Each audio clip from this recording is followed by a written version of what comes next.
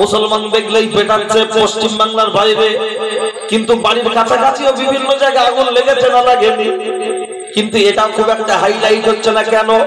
ডাল মে কুছ কালা হ্যায় সিকাবাব মে হাড্ডি হ্যায়, ওটা একটা ঘন্টা পরে বলছি, চলুন আগিয়ে যাই। লক্ষ্য করলে দেখতে পাওয়া যায়। আমি আপনার মাঝে যে কথা বলতে চাইছিলাম খেয়াল করুন, আমার দিকে খেয়াল করুন। রাসূলুল্লাহ বসে রয়েছেন, উঠে এসে সেজদায় পড়ে গেল। তাই বলছিলাম তো, হ্যাঁ, যেখানে ছেড়ে আসবো সেখানেই ধরবো, আপনারা মনে রাখবেন। উঠে এসে সেজদায় পড়ে গেল। সাহাবারা দেখে বললেন, ইয়া রাসূলুল্লাহ, আমাদেরকে সেজদা দেওয়ার অনুমতি দিন। আল্লাহ নবী বললেন, না না না না না, সেজদা দেওয়ার অনুমতি যদি কোনো মানুষকে আল্লাহ ছাড়া অন্য কাউকে দেওয়ার কথা বলা হতো, তাহলে মহিলাদের বলা হতো, তোমরা তোমাদের স্বামীদেরকে সেজদা দাও। এই হাদিসটা থেকে বোঝা যায় একজন স্বামী হিসাবে এর থেকে বড় প্রমাণ আর কি চান? মনে রাখুন। আচ্ছা, বাচ্চা কাচ্চা শুয়ে আছে, থাক, অন্তত কেউ এখন আসেনি বলে খাটটা দখল করে রাখো। বাচ্চা কাচ্চা তো, ওরা আবার ডাইসি বাইরে চলে গেলে আবার ঝামা হবে, অন্তত ভিতরে থাক। ওদের কোনো দোষ নেই। বাবা বীজের ডিস্টার্ব, বীজ যদি বলেন বীজ কেমন ডিস্টার্ব, পরে আসছি, বক্তব্যের মাঝে প্যাকিং করে দেবো ইনশাল্লাহ। তো মোটামুটি আমি দুটো পর্ব বোঝালাম। 3 নম্বরে আসুন। বর্তমান সমাজ ব্যবস্থায় চলছে চাই না, সে তো আমাদের চায় না, আমরা তাকে ছাড়ি না, পকেটে ছাড়া রাখি না, তাকে ছাড়া বাঁচি না, যার নাম মোবাইল। এই যে কি জিনিস, মুসলমানদের ইমানটা করে দিচ্ছে ফিনিশ। যদি বলেন কেমন? ছোটবেলায় গ্রামগঞ্জে দেখতাম মাটির পাঁচিল দেওয়া থাকতো, পাঁচিলের উপরে এরকম ছাউনি করা থাকতো, থাকতো না বাবা? যদি বলে ছাউনি দিয়েছেন কেন, বলে আকাশ থেকে বৃষ্টি হলে পাঁচিলটা ভেঙে যাবে, পড়ে যাবে, তাই ছাউনি দেওয়ার দরকার। দয়ার নবী বলেছেন মোবাইল, রিংটোন, গান বাজনা, টিভি, সিডি, এগুলো হলো শয়তানের ঘন্টা। ওটাকে ধরে নিন পানি, ভিতরে আছে ঈমান নামক পাঁচিল।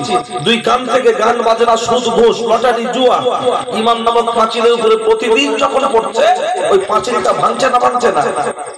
প্রমাণ একটা নেন।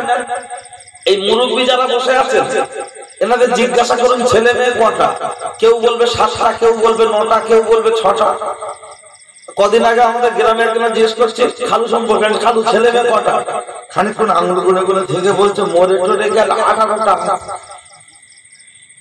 আমার বলার উদ্দেশ্য, আমার বয়সে এখন 34, 33 বছর 8 মাস আগে যখন মায়ের গর্ভে ছিলাম, এত অভাব ছিল এলাকার মানুষের, পাকা বাড়ি ছিল না, কারেন্ট ছিল না, পাকা রাস্তা ছিল না, মায়েদের বছরে 3-4টা করে শাড়ি কিনে দিতে পারতেন না, একবেলা ভাত জুটতো, একজন ভাত খেত আর একজন খান খেত।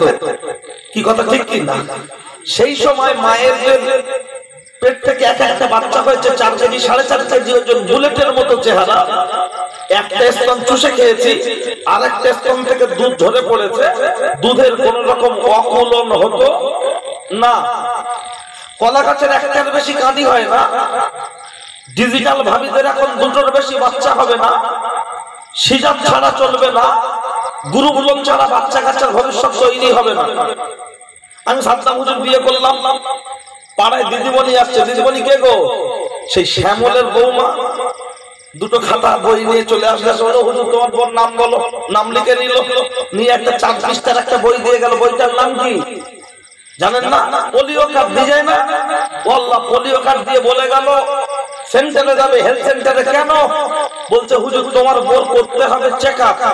আমার বউ মুখে লাগাচ্ছে মেকআপ, বাড়িপুরের টাউনে তো মুখে মেকআপ লাগিয়ে হেলথ সেন্টারে চলে গেল।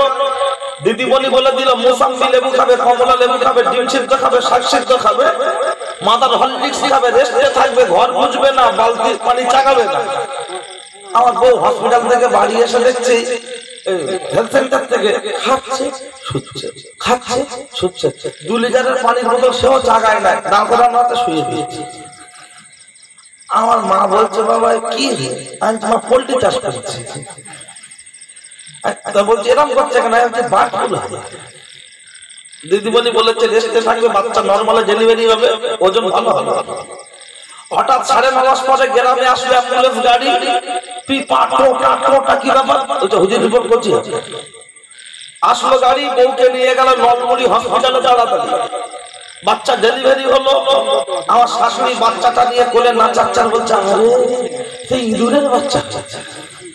সব মিলিয়ে 1.5 কেজি, 1496 গ্রাম। বাচ্চার গালে স্তন দিচ্ছে, বাচ্চা খাচ্ছে, খৈনি খাবে না, খাচ্ছে, বিড়ি খাবে না, খাচ্ছে। লাস্টে কেঁদে কেঁদে বাচ্চার গলা বসে গেছে। মা গিয়ে বলছে, ও ডাক্তার কচুর দুধ হয়? ডাক্তার ঔষধ, যেগুলো ঔষধ না প্রোটিন, ল্যাকটোনিক, গেলাস, প্রোপিয়েল আর অনেক কিছু আছে লিখে দিল। 1.5 মাস খেলো, কোনো পরিবর্তন হলো না, বাচ্চা শুধু খাবে। লাস্টে বলছে, ইমাম সাহেবের কাছে যাও। ইমাম সাহেব একটু পানি করে দিল, নুন করে দিল, বললো নুনটা ওর মা ভাতের সাথে খাবে, আর বাচ্চাকে পানি দিয়ে গোসল করাবে, মায়ের স্তনটা ধুয়ে দেবে, মা ওই পানি দিয়ে গোসল করবে। আল্লাহ রহম করলো, মায়ের স্তনে আল্লাহ দুধ দিল, বাচ্চাটা টুকটুক করে খেয়ে বড় হলো। একটা বাচ্চা স্বামীকে ডেকে বলছে, তোমার যোগ্যতায় জীবনে কিচ্ছু হবে না, যদি জীবনে কিছু করতে চাও একটা গ্রুপ থেকে লোন না। আচ্ছা বলুন, সারা বাচ্চা মানুষ করলো 34 বছর আগে, লোন নেওয়ার দরকার হলো না, আর এখন একটা বাচ্চা নিয়ে যখন সুদ খেতে হচ্ছে, তাহলে ঈমান নামক পাঁচিল আছে না গেছে? কথা ক্লিয়ার? কুকুরের বাচ্চা হচ্ছে 4টে। আজ পর্যন্ত কেউ বলতে পারবে না কুকুরের বাচ্চার কোনো আধার কার্ড আছে? শিয়ালের বাচ্চা হচ্ছে 4টে। শিয়ালের বাচ্চার জন্য আজ পর্যন্ত বলতে পারবেন সে কোনোদিন বলেছে, ওগো টিএমসি সরকার, আমাদের যদি 2-4টে হাঁস মুরগি ছেড়ে রাখার দরকার, তা না হলে বাচ্চা কাচ্চা খাওয়াবো কি? আরে তার কারণ, যেদিন মেয়েরা হাঁস মুরগি ডোবে খুন্ডায় তুলতে ভুলে যায়, সেদিন শিয়ালের আসমা হোটেলে চিকেন বিরিয়ানি নাস্তা। কুকুরকে খাওয়াচ্ছে কে? কোরআন শরীফে 12 পারা আছে, আমামিন দাআবাতিন ফিল আরদি ইল্লাল্লাহু রিজকুহা। টোটাল যা কিছু আছে সকল রিজকের মালিক আল্লাহ। এটা খাতা কলমে আছে, কাগজে আছে, মগজে নেই। এক্ষুনি ফুরফুরার কথা বলি, সুবহানাল্লাহ সুবহানাল্লাহ। আর যে টাকা সুবহানাল্লাহ বলছে, বাড়ি খবর নাও, 4টা ছেলের মধ্যে 3 জন বন্ধনের একদম ডুবে আছে। দেখবেন প্রমাণ, ফুরফুরা শরীফে ছোট হুজুর কেবলাকে আমরা মানি না। ছোট হুজুররা মসজিদের ভিতরে 2 রাকাত নামাজ আদায় করে নামাজের মুসাল্লায় বসে আল্লাহর কাছে ফরিয়াদ করছেন, আল্লাহ বাচ্চা কাচ্চা অনেক, বাড়ি চাল ডাল কিছু নেই, খাওয়াবো কি করে? আল্লাহ রিজকের মালিক, তুমি গাইবি মদদ দাও আল্লাহ। খুব কান্নাকাটি, যেভাবে করার নিয়ম আল্লাহওয়ালা মানুষদের, সেভাবে করে একটু বিশ্রাম করতে করতে তন্দ্রা নিদ্রা। একজন ব্যক্তি এসে সালাম কালাম দিয়ে হুজুরকে ডাকলেন, উঠলেন, হাতে হাতে মোসাফা করলেন, একটা ব্যাগ ধরিয়ে বললেন, আমি চলে যাওয়ার পরে ব্যাগটা খুলে দেখবে। ব্যাগটা খুলে দেখলেন অনেকটা টাকা। আমি আপনি হলে কি করবো? বাজারে যাবো, বাজার করবো। ছোট হুজুর মেজো হুজুরের কাছে গিয়ে বলছে, মেজো ভাই, এই টাকাটা একদিন দিয়ে গেছে, আমার কি খাওয়া যাবে? মেজো হুজুর কেবলা খানিকক্ষণ মাথাটা নিচু করে চুপচাপ থেকে বলে, নাই তুই মসজিদে শুয়েছিলে? ছোট হুজুর বলছে, হ্যাঁ। তোমার বাড়ি চাল ডাল কিছু আছে? চুপ করে আছে। চুপ করে আছে মানে নেই। তখন মেজো হুজুরকে বলছেন, যাও, তোমার রিজিকের অভাব হয়েছে, দুনিয়ার কোন মানুষকে জানাওনি, তুমি আল্লাহর কাছে সাহায্য চেয়েছিলে, আমার আল্লাহ কোনো না কোনো মাধ্যমে তোমার কাছে সাহায্য পৌঁছে দিয়েছে। একবার জোরে বলুন সুবহানাল্লাহ। এটা তো ফুরফুরার কথা বললাম। যেহেতু ইউটিউব হচ্ছে, তো আবার অন্য কোম্পানির লোক শুনলে বলবো ওরা ফুরফুরা ছাড়া জানে না, অন্য কথা একটা বলি। হযরত জুনায়েদ বাগদাদী নাম শুনেছেন? এই কথাটা বলে আমি এখান থেকে ব্যাক করব। আমি রিজকের কথা এত দীর্ঘক্ষণ বলি না, কিন্তু প্রসঙ্গ এসেছে তাই একটু বলে দিচ্ছি। জুনায়েদ বাগদাদী, আমি যেমন আজকে এসেছি, এরকম দাওয়াত খেতে এসেছে, হুজুরের সামনে খেতে দেওয়া হয়েছে রুটি আর কোন একটা তরকারি, আমার ঠিক মনে নেই। তো হঠাৎ একটা কাক বা পাখি বোঝে না, অনেকদিন আগে পড়েছি তো ভুল হতে পারে, একটা পাখি উড়ে এসে একটা রুটি নিয়ে চলে যাচ্ছে। হুজুর খুব রেগে গেছে, রেগে গিয়ে যেতে চাইছে, কিন্তু পাখি যখন উপরে আর উনি যখন নিচে দিয়ে যাচ্ছেন, খাল বিল বাগান, তা কি যাওয়া সম্ভব? নিশানা করে করে গিয়ে দেখছে পাখি একটি গাছের ডালের উপরে বসে দুটো পায়ে করে ছোটে করে রুটিটা ছিঁড়ে ছিঁড়ে এমন করে এখান থেকে দিচ্ছে, আর নিচে একটা মানুষ হা করে আছে, এরকম করে তার গালে পৌঁছে যাচ্ছে। বলুন সুবহানাল্লাহ। জুনায়েদ বাগদাদী দেখতে বলছে, আরে ছিল তো দুটো রুটি, একটা নিয়ে লিখা, তুই যদি দুটো নিয়ে আসতিস আমি মোটেই রাখতে পারতাম না। তুই কথা বলতে গিয়ে দেখলেন না, কথা বললে পাখিটা উড়ে চলে যাবে। খাওয়ানোর পরে পাখিটি যে উড়ে গেছেন, হুজুর কথা বলবেন, পাখিটি আবার ঘুরে আসে, এরকম একটা কাপড়ের টুকরো গালে করে নিয়ে উড়ে উড়ে এসে সেই গালের উপরে বসে দুটো ঠোঁট দিয়ে এমন চাপ দিচ্ছে, আর এখান থেকে পানি টোপ কেটে কেটে ওই নিচে হা করে থাকা মানুষটার গালে পৌঁছে যাচ্ছে। বলুন সুবহানাল্লাহ। জুনায়েদ বাগদাদী দাঁড়িয়ে জিজ্ঞাসা করছেন পাখিটা পানি খাওয়ানোর পরে, ও আল্লাহর বান্দা, তোমার অবস্থা সম্পর্কে একটু জানাবে? বলল, আমি বেরিয়েছিলাম ব্যবসা নিয়ে, রাস্তার মানুষ আমাকে মেরে চোখ বন্ধ করে লুটপাট করে নিয়ে গাছের গায়ে আমাকে বেঁধে দিয়েছে। আমি আল্লাহর কাছে ফরিয়াদ করেছিলাম, আল্লাহ ইয়া আমার রহিমিন ইয়া খায়রার রাযিকিন, মশা মাছি ছাল পোকা যদি খেতে পায়, আমি তোমার বান্দা গাছের গায়ে বাঁধা, আমি কি রিজিক পাবো না?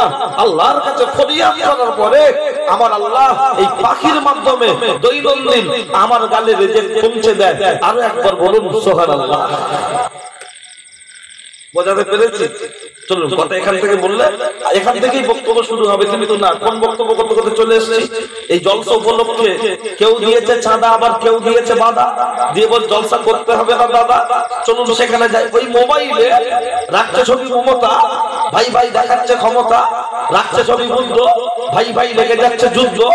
মোবাইলে রাখছে ছবি দেব, আমাদের বাড়ির ছেলেরা ঘুটিয়ারিতে ঘন ঘন দিচ্ছে খেয়ে। ওই মোবাইলে রাখছে ছবি আজহার, আল্লাহ ও রাসূল আমাদের উপর হচ্ছে অনেক বেজার, অখুশি। মাঝে মধ্যে এই মোবাইলটা কম্পিউটারে কে বলছে সফটওয়্যার দাও, তো বলছে কেন? বলছে সিনেমার নায়ক পা তুলে নয়, পা লাভে না, আল্লাহ কি রে হ্যাং করে দেন গেছে। সফটওয়্যার আপডেট করে বাড়িয়ে না, বলছে বাবলু খাবি কি দেখবি আর লুচির মতো পুরবি ঝাঁজে মরি, খোদার কথা শুধু ক্যামেরা এ বলতে ছবি দেয়। কিন্তু আমার আল্লাহ বললেন, বান্দা যে জিনিসগুলো নিয়ে তোমরা পাগল হচ্ছ, ল্যাপটপ, কম্পিউটার, হেলিকপ্টার, গাড়ি এবং বাড়ি, এটা পৃথিবীর মধ্যে নামি এবং দামি নয়। তাহলে নামি দামি কোনটা? আমার আল্লাহর কোরআন বললেন সেটা, লাকাদ খালাকনাল ইনসানা ফি আহসানি তাকবীম। টোটাল পৃথিবীর মধ্যে যা কিছু পাঠানো হলো এর মধ্যে সবচাইতে নামি, সবচাইতে দামি, তার নাম হলো মানুষ। আল্লাহ আমাদের দিয়েছেন আক্কেল জ্ঞান হোশ, আমরা কাজ করছি হয়ে বেহোশ। আমরা মানুষ যখন নামি, মানুষ যখন দামি, সামান্য ৫,০০০ টাকা মোবাইলে যদি চিপ থাকতে পারে, এই মানুষ নামক মোবাইল এর মেমোরি আছে না নাই? থাকাটা তো স্বাভাবিক ব্যাপার। শুধু যদি বলি আছে, পাবলিক বলবে। আমদাদ মাওলানা ছিলেন ফুরফুরা শরীফ মসজিদের ইমাম, বাংলার একজন বিখ্যাত বক্তা। আর ছেলে সাদ্দাম সিরিজ কাটের তক্তা, ওয়াজ করেছে অল্প, হয়ে গেছে গল্প। তার জন্য এখন বলবো হাদিস, আগে বলেছি কোরআন। অবশ্যই প্রমাণটা নিয়ে নেন। ও মা চাচি খালা, শুনছো রাতের বেলা, কানটা করবে ঝালাপালা। আল্লাহর নবী বলেছেন, ইন্না বিল জাসাদি মুদগাতুন, ওয়া ইজা সালুহা সালুহাল জাসাদু কুল্লুহু, ওয়া ইজা ফাসাদাত ফাসাদাল জাসাদু কুল্লুহু, আলা ওয়াহিয়াল কলব। মানব দেহের মধ্যে এক টুকরো গোশতের পিণ্ড আছে, যেটার নাম হলো হৃদপিণ্ড, ওইটার নাম হলো কলব, ওইটার নাম হলো মেমোরি, ওইটার নাম হলো চিপ। ওইটা যার হবে কালো, জলসার দিনে রাস্তায় রাস্তায় আড্ডা দেবে বলো। ওইটা যার হবে কালো, কুটুম বাড়ি এসে গিয়ে শুয়ে থাকবে বলো। ওইটা যার হবে সাদা, বাড়িতে শুয়ে থাকলে বিবেক দেবে বাধা। ওইটা যার হবে সাদা, রাস্তায় রাস্তায় আড্ডা দিলে বিবেক দেবে বাধা। ওইটা যার হবে ভরসা, দিনের মজলিসে বসলে পাবে অনেক ভরসা। ভরসা পেতে পেতে এমন একটা জায়গা তৈরি হবে আমার আল্লাহর তরফ থেকে, ওই বান্দার কপালে লিখে দেয়া হবে, দিস ইজ এ সুপারম্যান। তুমি হলে আল্লাহর মাহবুব বান্দা, তুমি হলে আল্লাহর ওলি বান্দা। আল্লাহর ওলি হতে গেলে আল্লাহর ওলির বোনাই হতে হয় না, ছেলে হতে হয় না, মামু হতে হয় না, খালু হতে হয় না। কোরআন সুন্নাহ অনুযায়ী নিজের জীবনটাকে যদি গঠন করা যায়, XYZ, আপনি আমি আমরা যে কোনো ব্যক্তি আল্লাহর প্রিয় বান্দা হতে পারি। এখন জিজ্ঞাসা হলো, যারা বলছে জলসার যাওয়ার দরকার নাই, দিনের মজলিসে বসার দরকার নাই, ওরে বাপের বেটা, কপাল ফাটা, মাথা মোটা, হতভাগা, নাদান, তোমার কাছ থেকে আমার জানতে মন চাইছে এই এর যে রোগগুলো আছে, এর ট্রিটমেন্ট করার জন্য পৃথিবীর কোন হসপিটালে যাবে? জামা ময়লা হলে তাকে যদি সার্ভে ডোবাতে হয়, গাড়ি খারাপ হলে যদি গ্যারেজে পাঠাতে হয়, সর্দি কাশি ডায়রিয়া কলেরা হলে হসপিটাল ডাক্তারখানা যদি ট্রিটমেন্ট করতে হয়, এই হৃদপিণ্ড নামক যে কল, এই যে মেমোরি, এর যে রোগগুলো আছে, এর ট্রিটমেন্ট করার জন্য পাড়ায় মাথায় বসলে ট্রিটমেন্ট হবে না, তাসের উপরে টেক্কার উপরে তুরুম মারলে ট্রিটমেন্ট হবে না, চায়ের দোকানে বসে আড্ডা দিলে ট্রিটমেন্ট হবে না। তাহলে ট্রিটমেন্ট করার জন্য কোথায় যাবেন? আমি আপনার ঠিকানা বলে দেব, আগে রোগটা বলে দিই, তারপরে আপনার ঠিকানা বলে দেব। বলবেন এর আমার কি রোগ থাকতে পারে? অনেকগুলো রোগের মধ্যে একটি রোগ হলো যেটা আমার আল্লাহর কোরআন বললেন, সেটা আমার আল্লাহর কোরআন কি জানিয়েছেন? লা তুশরিকু বিহি শাইআও ওয়া বিল ওয়ালিদাইনি ইহসানা। তোমরা আল্লাহর সাথে কাউকে শরীক করো না, পিতামাতার সাথে অসদাচরণ করো না। কিন্তু দুঃখের সাথে বলতে হয়, আজকের দিনে দাঁড়িয়ে মুসলমানদের বাড়ির এমন কিছু ছেলে মেয়ে আছে যারা বিভিন্ন মাজারে গিয়ে মান্নত করছে, হাজত করছে, হুজুরের কবরে সেজদায় পড়ে যাচ্ছে। কিছু ভণ্ড পীর আছে, তাদের পায়ে সেজদায় পড়ে যাচ্ছে। আল্লাহ ছাড়া অন্য কাউকে সেজদা দেওয়া যাবে না, না, না। রাসূলুল্লাহ বসে রয়েছেন, একটি উট এসে সেজদায় পড়ে গেল। উটটা এসে যখন সেজদায় পড়ে গেছে, আমার দিকে খেয়াল করুন, অন্যমনস্ক হবে না। আজকের বক্তব্য হবে হাই টেম্পারের উপরে, কারণ আপনারা আছেন বসে, আমিও ধরবো কষে। যা আছে কপালে, এই কমিটির ছেলে পিছনে দিকে চট বিছানোর ব্যবস্থা করো, পিছনে দিকে চট বিছানোর ব্যবস্থা করো। গরমের সময় একটু ফাঁকা ফাঁকা হয়ে বসে বসে চট বিছানোর ব্যবস্থা করো। তবে কোনো জুতো যেমন চাপা দেবে না, ঢাকা দেবে না, জুতোগুলো সাইড করে দেবে, মানুষকে খোঁজার জন্য পেরেশান হতে না হয়। ঠিক আছে? জুতোগুলো হাতে করে এই বাঁশের এই সাইডে যা জুতো এদিকে দেবে, এই সাইডে জুতোগুলো এদিকে দেবে, তাতে মানুষের ঘুরতে সুবিধা হবে।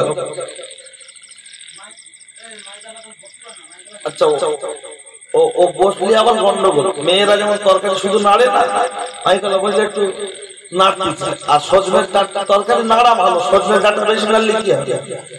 হেঁটে যাবে। ওই জন্য সবাই চায় তার ব্যবসাটা সুন্দর করে করা। এবার এক একদিন সমস্যা হয়ে যায়, ইলেকট্রনিক জিনিস ওরাও চায় না, কোনো মানুষ চাইবে না তার ব্যবসা খারাপ হয়, বুঝলেন?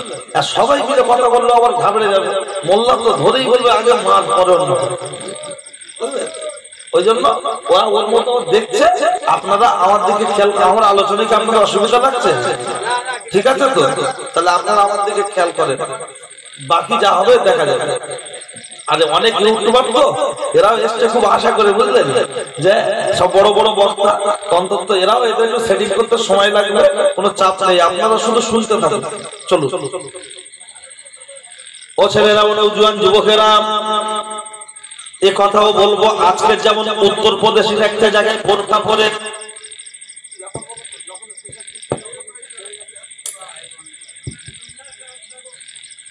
উত্তরপ্রদেশের একটা জায়গায় দেখবেন